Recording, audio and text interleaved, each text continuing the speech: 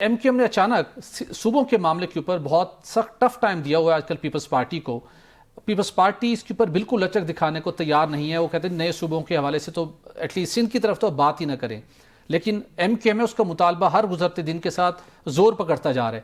کیا M Q M آنے والے دنوں میں اس معاملے کے اوپر پیپلز پارٹی کو کوئی ٹف ٹائم دینے جا رہی ہے؟ یہ بہت شکریہ آپ کا. میں نے اپنی بہن کی پوری باتیں سنی ہیں بڑے غور سے.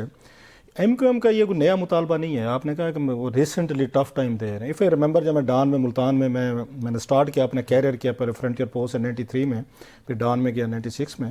اس وقت بھی ایم کیو ایم جو ہے وہاں پہ پینیٹریٹ کر رہے تھے ملتان میں, یہ بھاولپور آپ کے, اس کے بعد ڈیرہ غازی خان لیا, وہاں پہ جو ان کے اپنے باہر سے آئے ہوئے ہمارے اردو اسپیکنگ یا دیگر جو بھائی تھے ان لوگ تنظیم بنا رہے تھے. ان کی کوشش تھی یہاں ساؤتھ میں بھی صوبہ بنایا جائے تاکہ یہاں پہ اگر تھوڑا دباؤ آئے گا تو سندھ پہ بھی آپ کو دباؤ محسوس ہوگا. سو یہ اس وقت بھی کوشش کر رہے تھے ایم کیو ایم کی. کوئی نئی ڈیمانڈ تو ہے نہیں. یہ تو پہلے یہ چیز یہ ذہن میں رکھنے والی بات. دوسری بات, سندھ جو ہے آف کورس ایک بڑا سینسٹیو ایشو ہے سندھیز کے لیے اسپیشلی. وہ اس بات پہ مطلب وہ بات کرنے کو بھی تیار نہیں ہے, وہ اس پہ آ کے کوئی ان کی بات سننے کو بھی تیار نہیں ہے. اینڈ دے ہیو مطلب 1000 reasons for them as well کہ بھئی ہم سندھ کو نہیں تقسیم ہونے دیں گے. ان کا یہ خیال ہے کہ جناب کہ سندھ کی دھرتی پہ سارے لوگ جو باہر سے آئے تھے, بہر کے بعد آنے کے بعد وہ یہ چاہتے ہیں کہ سندھ کو تقسیم کر کے ہم علیحدہ کریں.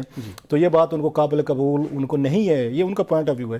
جو کراچی کے ساتھ سب سے بڑی زیادتی ہوئی ہے میں سمجھتا ہوں کہ یہاں پہ سارے لوگ جو ہیں نا وہ پہنچے ہیں وہاں پہ کام کرنے. اتنی کیپیسٹی نہیں تھی کراچی میں جس سے وہاں کے جو آلریڈی لوگ وہاں سے ایک تو ہندوستان سے مائگریٹ کر کے بڑی تعداد میں لوگ آ رہے تھے. کراچی ایک مطلب انگریز اب دور کے بعد کی تھوڑی سی 50s کی اگر آپ ان کی دیکھیں نا ویڈیوز دیکھیں تو آپ کو بڑا ایک چھوٹا صاف ستھرا ویل مینیج سا شہر لگتا تھا وہاں پہ. اچانک وہاں سے ہندوستان سے بہت سارے بڑی تعداد میں لوگ آئے ہیں مائگریٹ کر کے.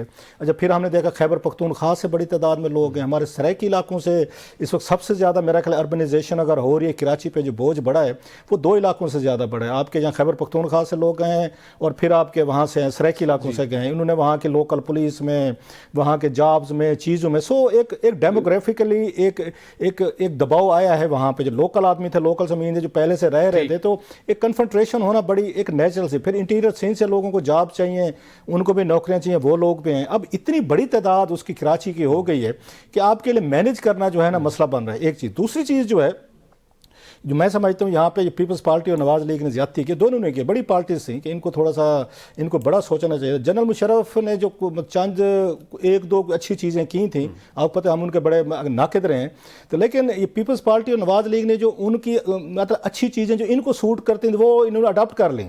جو عوام کو سوٹ کرتی تھی وہ اڈاپٹ نہیں کی. مثلا اب خواتین کا 33% کوٹا جو تھا وہ تو ان کو اچھا لگتا ہے, یا ان کی میرا خیال ہے انہوں نے سیٹیں 207 سے جتنی بھی تھیں اس وقت بڑھا کے انہوں نے وہ لے گئے تھے 342-40 تک. وہ بھی قبول کر لیں گے, سیٹیں بڑھا دیں, وہ بھی قبول کر لیں. خواتین کی سیٹیں بھی چاروں آپ پروونشل اسمبلی, نیشنل سینٹ قبول کر لیں.